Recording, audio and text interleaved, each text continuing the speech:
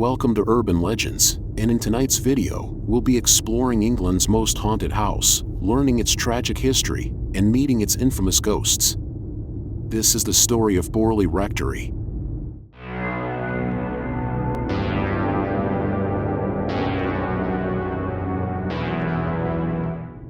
Borley Rectory was built in 1862 in the small village of Borley in Essex. It was commissioned by Reverend Henry Dawson Ellis Bull as a home for himself and his family. The previous rectory on the site had been destroyed, and the new building was designed to be spacious and comfortable, fitting the needs of a large family and the duties of a parish rector. Constructed from red brick, it had multiple floors, large windows, and a commanding presence in the quiet countryside. Borley itself was a small rural village, surrounded by fields and woodland. Life there was simple, with a small population mostly made up of farmers and local laborers. The village church, St. Mary's, stood nearby, serving as the heart of the community. With its winding lanes, old cottages, and deep-rooted traditions, Borley seemed like the kind of place where life moved slowly and predictably. For years, the Bull family lived in the rectory, going about their daily routines as expected. The house became a center for local religious life, hosting gatherings and providing shelter for clergy members. At first, it appeared to be an ordinary home, much like any other rectory in England. But as time went on, strange things began to happen. Unsettling occurrences disrupted the peace of the house and the village. At first, they were small and easily dismissed, but soon, the rectory's reputation would change forever, and Borley would become known for something far more unusual in the quiet countryside. One of the earliest and most famous supernatural occurrences involved the apparition of a ghostly nun. Members of the Bull family, including Reverend Bull himself, reported seeing a spectral figure wandering the grounds of the rectory, particularly near a path that became known as the Nun's Walk.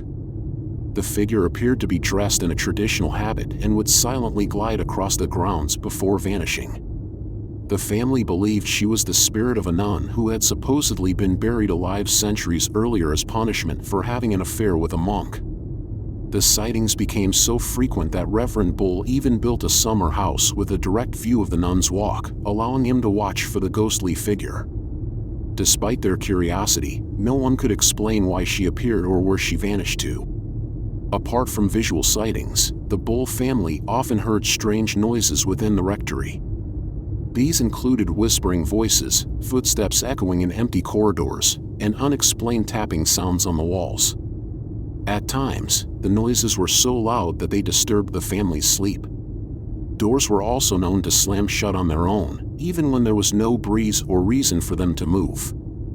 Objects would shift from one place to another without explanation.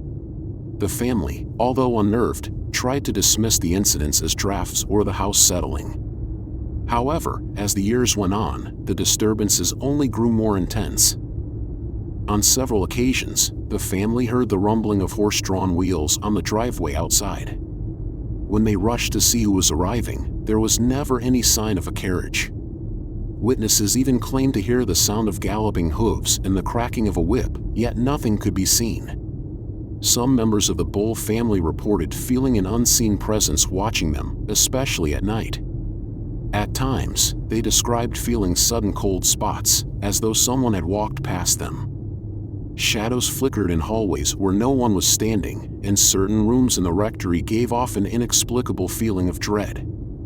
Servants who worked in the house also experienced strange occurrences and often felt uneasy being alone in certain parts of the building. Despite all the paranormal activity, Reverend Bull did not seem particularly frightened by the happenings. In fact, he found the ghostly nun intriguing and did not attempt to rid the house of spirits. His relaxed attitude toward the supernatural may have contributed to the family's long stay at Borley Rectory. However, after his death in 1892, the strange events continued, and later occupants of the house would find the hauntings far less tolerable. In 1892, Henry's son, Harry Bull, became the new rector of Borley Church and moved into Borley Rectory. He lived there with his family, including his sisters and other relatives, for the next 35 years. Almost immediately, reports of paranormal activity began to grow. The most well-known apparition seen by the family was the ghostly nun, seen wandering a specific path in the garden. She was described by them as a sorrowful figure, sometimes startling the family by appearing at the windows as if searching for something. Alongside her, there were reports of unexplained whispers, phantom footsteps, and objects moving on their own inside the house. Servants also complained about strange noises at night, and some refused to stay in the house for long. Despite these stories, Harry Bull was not afraid of the hauntings. In fact, he was said to have found them amusing. He and his family lived in the rectory until his death in 1927. After he passed away, the remaining family members decided to leave Borley Rectory in 1928. It is unclear if this decision had anything to do with the paranormal activity. Harry's time at Borley Rectory cemented its reputation as England's most haunted house. Though he may not have feared the ghosts, the eerie sightings and growing number of paranormal events made sure that the legend of Borley Rectory would live on long after he was gone. In 1928, Reverend Eric Smith and his wife moved into Borley Rectory. They expected a peaceful life in their new home, but instead, they found themselves at the center of terrifying and unexplained events, although these differed slightly from what the Bull family had experienced. At first, it was just small things, unsettling noises in empty rooms, unexplained footsteps echoing down the hallways, and the constant feeling of being watched. But soon, the disturbances escalated. Lights flickered without reason, doors slammed shut on their own, and strange whispers filled the air at night. Next, the Smiths reported seeing shadowy figures moving through the house, and it wasn't long before they saw the nun, whose appearance they described as pale and sorrowful. One of the most unsettling moments came when the Smiths found a human skull wrapped in brown paper, hidden inside a cupboard. There was no explanation for its presence, and handling it seemed to make the strange activity worse. They tried to rebury it, hoping to calm whatever spirits lingered in the house, but it only seemed to stir up even more supernatural chaos. The couple experienced banging on walls, objects flying across rooms, and the sound of phantom whispers calling out their names. At times, Mrs. Smith reported feeling an unseen presence brushing against her or tugging at her clothes. Desperate for answers, they invited the press and paranormal researchers, hoping for an explanation. One night, a group of investigators witnessed objects moving by themselves, books flying off shelves, vases tipping over, and a cold presence filling the room. Unable to endure the disturbances any longer, Reverend Smith and his wife left Borley Rectory in 1929, only a year after moving in, as the house's chilling presence had become too much for them. Their short stay had already drawn the attention of the famous ghost hunter Harry Price, who would later investigate and cement Borley Rectory's reputation as the most haunted house in England. Almost immediately, he claimed to witness flying objects, ghostly whispers, and unexplained noises. He also heard stories of a mysterious phantom nun and a headless horse-drawn coach that rattled through the village at night. Price's findings made national headlines. Newspapers called Borley Rectory Britain's most haunted house, and his stories fueled the public's obsession with the supernatural. Not long after Price's visit, Reverend Lionel Foyster and his wife, Mary Ann, moved into the rectory. Almost immediately, the hauntings escalated to terrifying levels. Objects flew across rooms. Mary Ann was allegedly slapped and thrown from her bed by an unseen force, and messages appeared on the walls, seemingly written by a ghostly hand. Some of these messages seemed to be pleas for help, written in a shaky, desperate script. Price believed these events were proof of real paranormal activity, but skeptics later suggested that Mary Ann might have faked some of the incidents either as a hoax or as a cry for attention. Still, the haunting reports were compelling enough that when the Foysters left in 1935, Price knew that he had to return.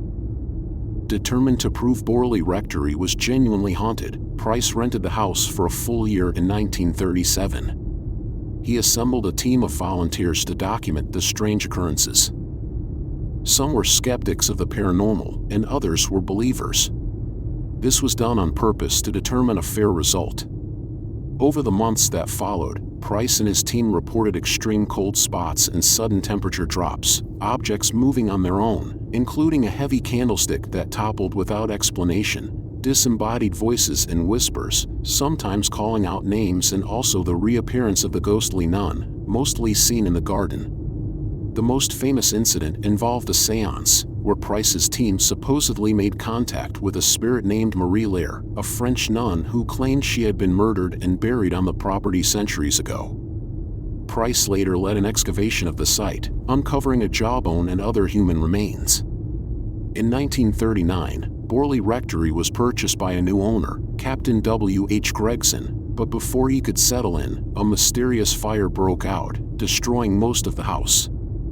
As the flames consumed the building, a witness claimed to see the ghostly figure of a nun standing in an upstairs window, watching the destruction.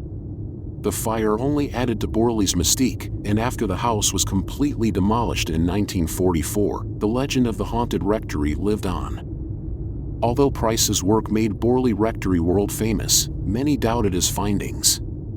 Some of his investigators later admitted that they saw nothing supernatural. Others suggested that Price exaggerated or even faked evidence to make the hauntings seem more dramatic. After Price's death in 1948, a group of researchers from the Society for Psychical Research published a report concluding that much of the haunting was either exaggerated or completely fabricated. They claimed that many of the supernatural noises could have been caused by rats or shifting foundations. The messages on the walls were likely written by Marianne Foister, and the skull found in the rectory did not match the supposed nun's story. Borley Rectory likely wasn't haunted in the way Price claimed, but that doesn't mean it was entirely a hoax. The house had an eerie history, and the reports of unexplained activity spanned multiple decades and multiple witnesses. Even if some stories were exaggerated, the power of suggestion, fear, and the human mind's ability to create patterns out of the unknown played a huge role. So, was Borley Rectory haunted? It depends on what you believe. If ghosts exist, then Borley was one of the most active paranormal sites in history. If they don't, then Borley Rectory was an incredible case of folklore, fear, and perhaps even fraud. One thing is certain though, the legend of Borley Rectory will never truly die. Do you agree that this was the most haunted house in England? Let us know in the comments below, and we'll see you next time for more urban legends.